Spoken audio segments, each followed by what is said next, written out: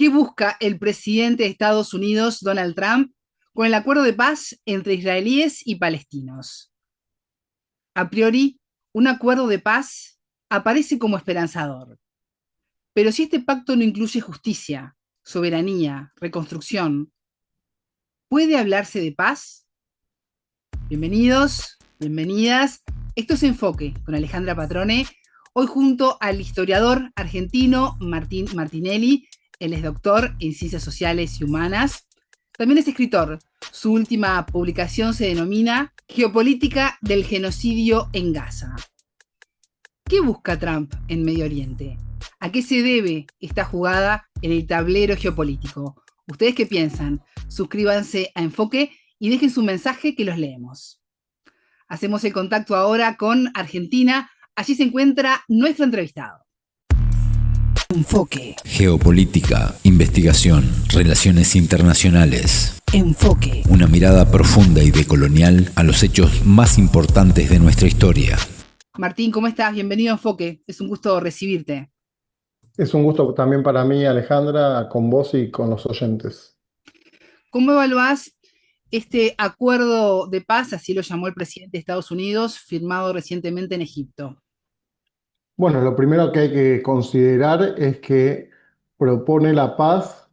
pero por un lado es el que propuso la guerra y el genocidio, sobre todo durante 2 años de una destrucción sin antecedentes de esta naturaleza, en el sentido de que la destrucción impulsada en la Franja de Gaza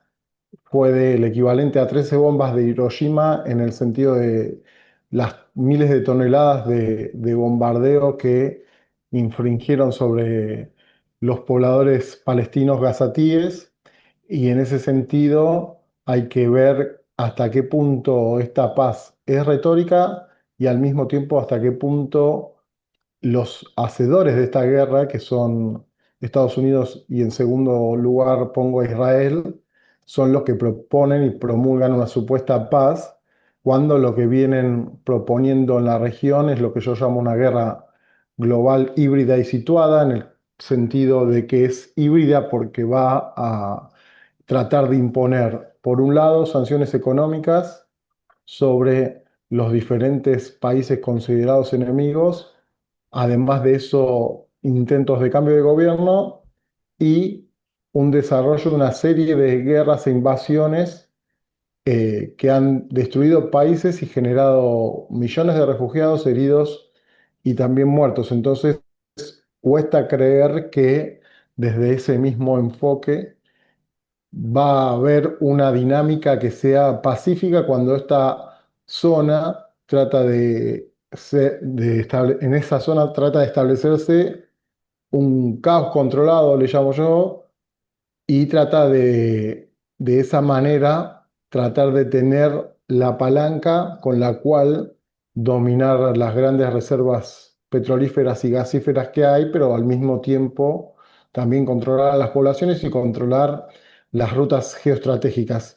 Y ese panorama, en, visto desde arriba, digamos, entre las grandes potencias, tiene que ver con el enfrentamiento sistémico actual entre China y Estados Unidos y las organizaciones que cada uno de los dos está liderando, y eso creo que es lo que se está disputando ahí. Por lo tanto, es una esfera más de esa disputa en una transición hegemónica, pero al mismo tiempo lo que sucede ahí es que hay una disputa efectiva y militar, y cuesta creer, con las ambivalencias que se trata eso, que haya una paz por el desarrollo bélico que trata de imponerse. Y con la firma de este acuerdo, siendo Trump la cara visible, ¿qué está buscando allí en Medio Oriente con esta jugada que realizó? ¿Es un tema electoral, geopolítico, un poco de todo? Es un poco de todo, a sabiendas de que lo que sucede con Estados Unidos es que está en un declive en algunos aspectos económicos, por ejemplo, en la producción de manufacturas y al mismo tiempo la exportación. Y yo creo que es una competencia de rivalidad con China, en el sentido de que China propone la nueva ruta de la seda, llamada la Iniciativa de la Franja y el Cinturón, que trata de unificar, digamos, en diferentes términos logísticos de comunicaciones y a la vez de oleoductos, gasoductos, transporte ferroviario, todo lo que es Eurasia, pero al mismo tiempo África. Y esta disputa en ese centro de Afro-Eurasia cobra tanta relevancia, pero una lectura más amplia en el mapa nos da cuenta de que mientras se firma ese tratado de paz en Egipto, que es un aliado de Estados Unidos desde los últimos tiempos, desde las últimas 5 décadas, junto con Israel, esté o no presente, es el gran actor y gran aliado que tiene en la región. Lo que se trata de, o lo que no se ve en esa foto, es que el gran enemigo de esa región para Trump es Irán y es a quien quieren controlar por estos aspectos que dije antes, geoeconómicos y geopolíticos. Y en ese tablero ya ha habido un avance muy importante de Rusia y China y todos esos realineamientos geopolíticos y los aliados que ha tenido Estados Unidos hasta ese momento también sienten una mayor atracción en contratos, en alianzas de varios años, la integración que se propone desde la Organización de Cooperación de Shanghái, el mismo BRICS que se amplió a varios países de esa región. Creo que Estados Unidos sabe que tiene una mayor competencia si lo comparamos con otras etapas históricas, como el momento unipolar de los 90, cuando cae la Unión Soviética, o mismo con mediados del siglo XX, cuando tenía una mayor competencia con la Unión Soviética y Estados Unidos. Ahora los grandes actores principales que lo confrontan o que compiten en varios aspectos con Estados Unidos, sumado al intento de las potencias de segundo orden como Turquía, Arabia Saudita, el mismo Irán, incluso en cierta medida Emiratos Árabes Unidos o Qatar, tratan de tener una mayor relevancia y es ahí donde Estados Unidos trata de imponer lo que ha generado y ha gestado de acuerdo con sus bases militares en los aspectos geopolíticos y creo que trata de inclinar la balanza y generar una mayor normalización de Israel cuando hasta hace 2 días, y de hecho sigue habiendo matanzas, han asesinado periodistas en estos días, eh, no se puede ver como que de un día para el otro van a hacer la paz cuando estuvieron instigando con cerca del 85% de armamento estadounidense, más el apoyo financiero, diplomático, político, de la narrativa también, que es uno de los grandes cambios que creo que tiene esto que está sucediendo en estos últimos tiempos, donde ya está en debate y en muchos lugares del mundo se conoce cada vez más lo que está proponiendo Estados Unidos a través de Israel y creo que hay que ver cómo se desarrollan esas alianzas que tiene con estos otros países, porque Egipto y los países que apoyaron este cese al fuego, o sea, está bien o es aceptable que haya un cese al fuego, pero no, eso no debe olvidar que los 2 años anteriores estuvieron matando y bombardeando inescrupulosamente, en el sentido que destruyeron el 92% de la infraestructura de Gaza, contaminaron las aguas y un montón de circunstancias inhumanas que estuvieron viviendo los palestinos, pero también libaneses, iraquíes, el sur de Siria. Digamos que yo creo que esta región para los intereses estadounidenses saben de su importancia clave por su cercanía a Rusia y China, por las cuestiones que mencioné antes, y eso hace que, por más que diga que quiere pacificar, por más que diga que va a retroceder en sus aspectos bélicos, tratando de acusar y mostrarse como pacifista, como que iba a imponer la paz en varios conflictos armados, cuando Estados Unidos está involucrado directa o indirectamente en la mayoría de esos conflictos y hay varios lobbies dentro de Estados Unidos que desde el Pentágono y desde el lobby petrolífero de las armas y otros intentando pugnar para que sigan esas guerras. Entonces yo creería que el análisis es ver por un lado que esa retórica pacifista no la cumplió en los otros momentos, trata de mostrarla de esa manera ahora, pero Hay que ver hasta qué parte es una actuación como la que hizo con Zelensky, que había una discusión cuando es el primero actor que han apoyado eh, esa guerra de Ucrania contra Rusia, más allá de todas las responsabilidades que haya en esa guerra. Entonces, cuesta creer, porque desde mi punto de vista hay un dispositivo de utilizar en algunos casos la fuerza y en otros casos las alianzas, pero sigue estando una estrategia de dominación sobre la región. Por eso, si genera paz o en realidad apaciguamiento en esa región momentáneo, o se reúne con un personaje como Netanyahu que está sancionado por la Corte Penal Internacional, la Corte Internacional de Justicia, la misma ONU que declara que es genocidio. Entonces, pareciera que ahora si hay una paz, se olvida todo lo que pasó en estos años, en estos últimos 2 años para la gente, pero si uno rastrea más atrás, ve que esto lleva por lo menos 35 años, lleva más tiempo, pero de manera más indiscriminada desde que cayó la Unión Soviética. Martín, y como se vienen dando los hechos y desde tu experiencia como historiador, con lo que está sucediendo, Israel va a lograr salir ileso de lo que ha causado en Palestina en estos años de guerra y las violaciones sistemáticas a los derechos humanos? Yo creo que la apuesta tan importante, tan intensificada que tuvo con la guerra, al traspasar tantos límites que están sancionados de diferentes formas, desde generar esta cuestión de asesinar a través del hambre, creo que eso va a tener repercusiones, primeramente en la imagen internacional de Israel y segundo hay que ver si se intensifica la campaña de boicot, y desinversión y sanciones, como sucedió con el caso de el apartheid de Sudáfrica, pero acá la clave es el dispositivo que tiene Estados Unidos como sistema imperial y qué rol juega Israel en este. O sea que yo creo que la mayoría de las poblaciones del mundo árabe y del mundo musulmán levanta la bandera de la defensa de los derechos nacionales, de autodeterminación y derechos humanos palestinos, y eso ahora se amplió a muchos lugares y lo... eh, ilustrativo de esto es lo que sucedió una huelga general en Italia para protestar eh, contra el genocidio de los palestinos. Eso creo que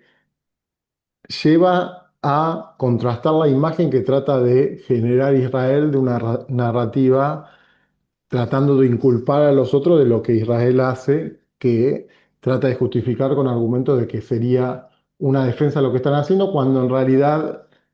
Israel funciona como un dispositivo en esa región eh, de alineamiento total con la política estadounidense, primero, en segundo lugar con la política de la OTAN. Por eso habría que ver en qué lectura política hay que hacer de por qué frenan ahora este genocidio cuando ya se estaban levantando muchas voces desde abajo en la política europea, y las sanciones que hubiese habido, que no llegó a haber en la FIFA, en la misma Unión Europea, que afectaría al comercio israelí, y todo el sostén que vienen teniendo esos aliados con los reconocimientos e incluso al Estado palestino, parecería que varias cosas cambiaron. No, no puedo avisorar que iba a cambiar específicamente, pero sí creo que es una señal muy fuerte el nivel extremo de genocidio, no solo genocidio, sino la forma que fue ejecutado. Por supuesto, todos los genocidios son injustificables para mi punto de vista, pero la forma en que lo practicó y la forma, digamos, tan extrema, como digo, sobrepasando una serie de límites, hace dar cuenta que en algún sentido se ve que peligra, digamos, su rol o su control hegemónico en la región, que ha venido destruyendo todos los enemigos de ese país a nivel político y geopolítico, pero esta zona tiene la particularidad de que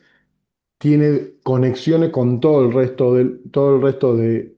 África y Europa, pero tiene una condición que yo creo que es el capitalismo fósil, que mientras las energías petrolífera y gasífera tengan un protagonismo tan grande en el sistema mundial, es por eso que tratan de controlar a través de esos mecanismos que hasta ahora han estado emparentados habitualmente con el militarismo, con la guerra y con los conflictos desatados. Cuando uno trata de entender cómo están conectados unos conflictos con otros, incluso lo que yo considero las zonas de tensión geopolítica mundial, es decir, Europa del Este con Ucrania, Rusia y la OTAN, el incremento del gasto armamentístico del 2 al 5% para aportar a la OTAN, esa redistribución militarista, ese nuevo gasto, el aumento del gasto militar es porque la apuesta de Estados Unidos es a lo bélico, es a lo militarista y a la guerra, dado que en otros campos, como el campo económico, de manufacturas, e incluso si uno ve un mapa del 2000 y cuáles son los principales socios comerciales de los países, la mayoría son de Estados Unidos. Ese mapa, 25 años después, cambió intensamente hacia la expansión geoeconómica china. Esa disputa se está dando de diferentes maneras. Con esto quiero decir que la política belicista estadounidense hay que ver si arrastra también, y justo estaba mirando antes de la entrevista, una cuestión de el mar de China, si es una zona que se va a recalentar o no, porque una lectura que se puede hacer es que Estados Unidos podría retroceder o apaciguar la cuestión de Medio Oriente, tratar de salirse de la cuestión ucraniana y dejarla en manos de los europeos, con lo que esto significa en gastos armamentísticos que mencioné, en la influencia de estar en una guerra que están involucrados porque también geográficamente les afecta, económicamente porque pierden los yacimientos gasíferos rusos de manera directa, para apostar eso a la conflictividad con China. Esa sería la lectura geopolítica macro Ujú. que haría la administración Trump. Correrse de lo que es la zona de conflictividad de Europa del Este, también dejar o en manos de Israel su actividad en Medio Oriente o no tenerlo tan intenso, que ya lo ha tratado de hacer en otras ocasiones, pero apuntar, digamos, todo lo que se hizo a nivel económico con los aranceles, plantearlo en otros campos. Eso es, me parece, la política que podría llegar a apostar. Por eso, cuando se habla de paz, hay que ponerlo entre comillas. ¿Qué señales deberíamos esperar en las próximas semanas para saber si este acuerdo se consolida o fracasa? Y para empezar, yo creo que tiene que haber una participación de los palestinos en todas las decisiones que haya, lo cual no sé hasta qué punto va a ser posible de esa manera por las diferencias políticas palestinas que pueda haber, pero al mismo tiempo porque Israel hay que ver si cumple con lo que se propuso en el cese al fuego de retroceder y en varios plazos ya estuvo el intercambio de rehenes y de prisioneros políticos, pero habría que ver si cumple con los plazos de ir saliendo de la Franja de Gaza, porque eso también sería leído como una derrota para ellos después de bombardear 2 años incesantemente. Lo que me parece a mí que hay que tomar en cuenta ahí es cómo repercute con los otros países. Un análisis que se está haciendo es que lo que se va a hacer en ese caso regional es apuntar hacia Irán, que en realidad esta guerra o este genocidio en particular, pero este conflicto en más gran término que hay en el centro de Afroeurasia, tuvo que ver desde un primer momento en que Israel tiene como enemigo número uno de la región a Irán. Y cuando digo Israel, al mismo tiempo estoy diciendo Estados Unidos. Eso es lo que está,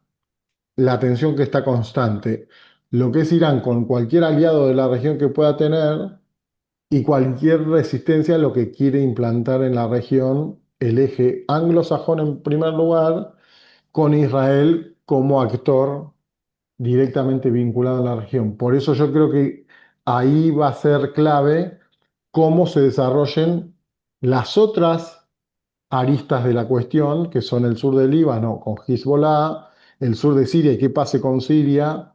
porque hay un acercamiento mayor a eh, Estados Unidos e Israel, pero también ahora está reunido en Rusia con Putin, al-Jolani, y eso hace que, eh, como digo, el avance y retroceso de las diferentes potencias, yo creo que había avanzado diplomáticamente y en varios aspectos, tanto China como Rusia, y eso hay que ver cómo se recompone. De todas maneras, no lograron que cese al fuego. Lo paradójico de esta cuestión, me parece, es decir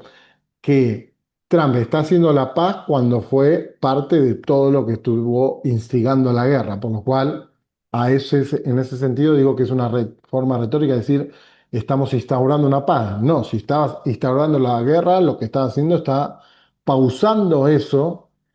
y ahí sirve hacer una lectura más panorámica, espacial y temporal y ver que ha habido un patrón de destrucción de una serie de países que no fueron aliados y uno de los que se atacó este mismo año en una confrontación de 12 días fue Irán-Israel con bombardeos estadounidenses sobre centrales nucleares. Yo creo que para analizar varias cuestiones de esta situación, lo que hay que hacer es ver lo que hace Israel y o Estados Unidos, si lo hace otro país, ¿qué pasaría? Es decir, Israel atacó el consulado iraní en Siria, en Damasco, la capital de otro país. Si lo pusiéramos en términos latinoamericanos, sería como si Argentina ataca Montevideo y mata o jefes del ejército brasileros o eh, diplomáticos brasileños. Sería una cuestión cataclísmica en algunos aspectos diplomáticos de una región. Y en esta región, Israel atacó Damasco, atacó Beirut y mató el principal líder de Hezbollah. Bueno, ni que hablar que ataca la Franja de Gaza y ataca a los cisjordanos, a los palestinos que están en la otra región que pertenece a Palestina, de manera fragmentada, pero es donde vive la mayoría de los palestinos. También la capital libanesa. También atacó Teherán y atacó sobre Irán. Está posicionado en el sur de Siria. Por eso que es un despliegue bélico que se extendió y sigue teniendo esas patas metidas en varias cuestiones, por lo cual la cuestión de Gaza es una arista la más renombrada, pero no es la única, entonces yo creo que hay un plan denodado de esto que dije antes, de un caos controlado, pero al mismo tiempo de confrontación de Israel con los demás países. O sea, es difícil creer con la inversión armamentística, tecnológica, militar, de inteligencia artificial en varios aspectos que eso se frene abruptamente. Por eso hay que ver cómo van a ser respecto de las otras cuestiones y ahí va a ser también otra cuestión clave, cómo actúen los demás países que estuvieron involucrados, tanto en el Tratado de Paz como en lo que se dijo en estos días que salió una nota acerca de qué países estuvieron involucrados enviando información a Israel. Me refiero a Jordania, Emiratos Árabes Unidos, Egipto, que estuvieron teniendo reuniones en secreto con los israelíes mientras estaban cometiendo ese genocidio en Palestina. Martín Martinelli, historiador argentino, doctor en Ciencias Sociales y Humanas. Muchas gracias por estos minutos con enfoque. Muchas gracias, Alejandra, y un saludo para todos y todas. Enfoque. Desde Enfoque seguiremos de cerca lo que ocurre en Gaza. ¿Ustedes qué piensan? ¿Cómo ven este acuerdo de paz promovido por Estados Unidos, firmado en Egipto? Suscríbanse a este canal, a Enfoque, y dejen sus mensajes que los leo. Tengan todos ustedes una excelente jornada. Buena vida para todos. Enfoque. Geopolítica, investigación, relaciones internacionales. Enfoque. Una mirada profunda y decolonial a los hechos más importantes de nuestra historia.